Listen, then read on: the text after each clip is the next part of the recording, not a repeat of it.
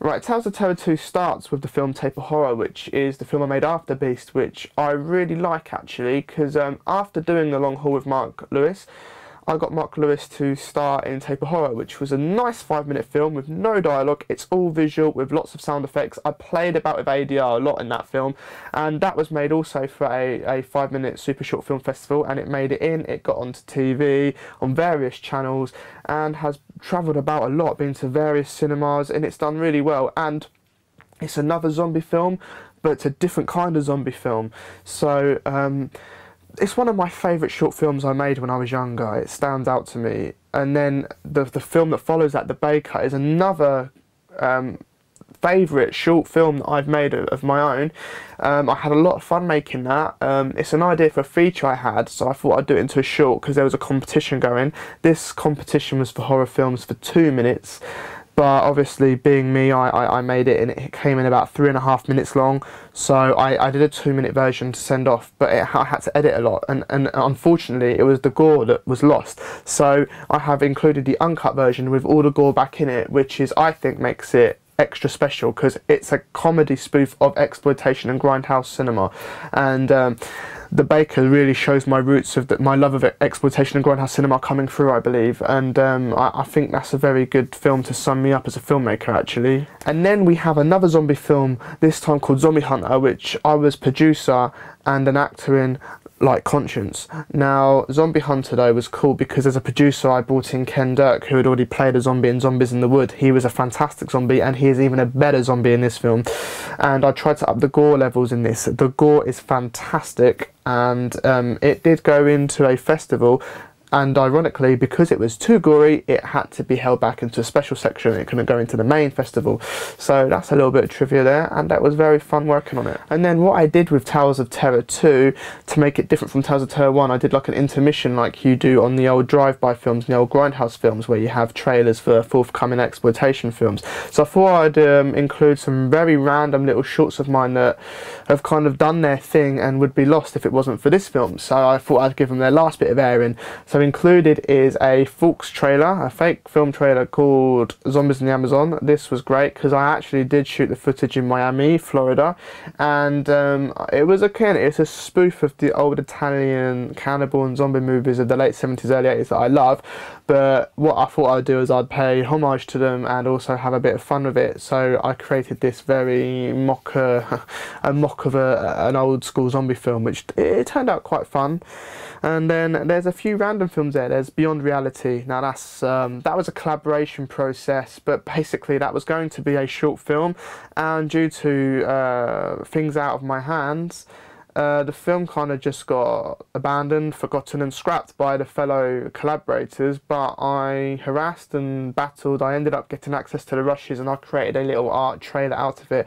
I'd rather something be done with it than it just never see the light of day, because the actual footage, the rushes were very good, and visually I do really like this. It's at the time it was one of my best visual pieces, so it would be a shame for it to be lost. And next up we have 2 films, Eternal Beast and Lone Warrior. Now I shot these on the same day with my collaborator Ken Dirk. I used to work with him a lot back in 2004 and 5 and 6. Those 3 years I worked with him a hell of a lot, and I created Eternal Beast is just an art house film, really experimenting mental disability, which I later go on to developing features like Troubled, for instance, was a big one where I investigated this kind of fighting inner demons in your head. This was kind of early ground for it. And then Lone Warrior was a character I created, my samurai character, like the Video Nasty Shogun Assassin, things like that. So, and Ken had a big interest in that, and I created this character. We made a little art film. I wanted to develop it into a feature. I even wrote a script to plan. I shot a teaser. I went for funding, but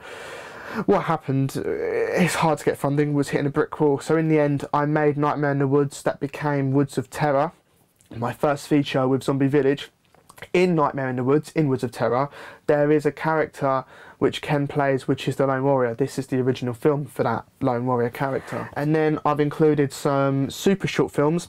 Sock of the Dead and Rake. They're 15 seconds long. Apart from Sock of the Dead originally was, I actually have included the uncut version of 45 seconds. And these were made for the Nokia film competition, and Sock of the Dead has been screened largely by Raindance and has become a viral and has been available over the world. So it was just a nice interesting thing because it's a zombie playing football, and that's not something you see every day. And having zombies included on this DVD in quite a few different zombie films, I thought it'd be nice to show a different side to me with zombies. Lastly on this interval is Hard Man, which is a cool martial art film. I come up with a concept for a cool martial art film, called it Hard Man, had Mark McKay play the character, wanted to make a feature. Again, these are early promos and trailers I made to try and make features, but my new film, The Turning, coming out, has a lot of elements of Hard Man. It has a lot of this fighting, martial arts, kung fu all in it. So this is very early ground for what was to come many years down the line. So it's an interesting view. And then lastly, we have the last 3 shorts. Now, Sick Bastard is on there, the short.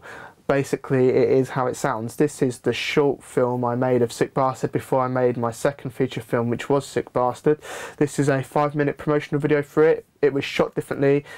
I actually had access to better stuff for the short. As ironically, the short had jibs and booms and radio mics, and we were shooting it on HDV, and it was quite an elaborate shoot. The feature itself, because it was a feature and I was doing it in a very gritty, restricted way, did not turn out as good as the short. So it's nice that the short is here, because actually the short is visually better, but the feature Sick Bastard still has a cool place in my heart.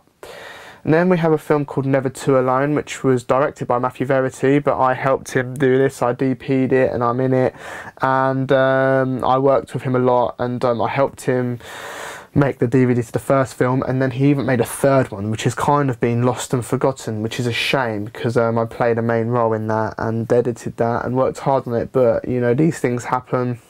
It was down to creative differences and an actress wanting it to be pulled off the web, so it just has to be one of those things. But at least this middle one, which is quite tight, is an interesting horror film in the woods, is included on this disc. And lastly, we have Beyond Darkness, Dave's Story, which I thought I'd put at the end because it is one of my rawest films. I have mixed views about this. Part of me doesn't like it too much because it is a bit raw, and but it's also very arty, and if you can see the art within the film, then you might take something from it. It actually is a prequel from Obsession, and Peter Watson, who was in Obsession, co-directed this with me. He came up with the idea, and I jumped it when he pitched it to me because it was interesting. It was a prequel to a film already made, and it's a long story basically, but to sum it up, my character Dave in it was originally a character in Obsession, but Obsession did get messed up. But we decided to do a prequel and follow this character Dave, who was this bad boy drug dealer, and supernatural forces after him, and then that became Beyond Darkness, Dave's Story, which is a raw film to leave on, but also a very interesting and artistic, and one of my earliest films to leave on. So I hope you enjoy this disc. Without further ado, please enjoy my early work.